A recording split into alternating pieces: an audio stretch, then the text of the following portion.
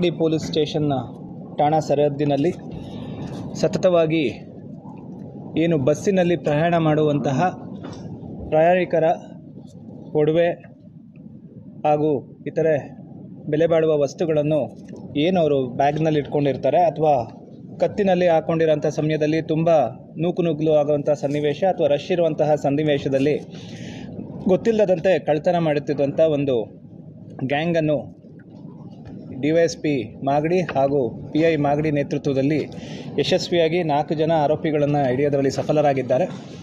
ಈ ಒಂದು ಕಾರ್ಯಾಚರಣೆಯಲ್ಲಿ ಸುಮಾರು 50 ಲಕ್ಷ ಮೌಲ್ಯದ 345 ಗ್ರಾಮ್ ಚಿನ್ನವನ್ನು ವಶಪಡಿಸಿಕೊಂಡಿದ್ದಾರೆ ಹಾಗೂ 10 ಕೇಸುಗಳನ್ನು ಪತ್ತೆ ಹಚ್ಚುವಲ್ಲಿ ನಮ್ಮ ಪೊಲೀಸರು ಯಶಸ್ವಿಯಾಗಿದ್ದಾರೆ.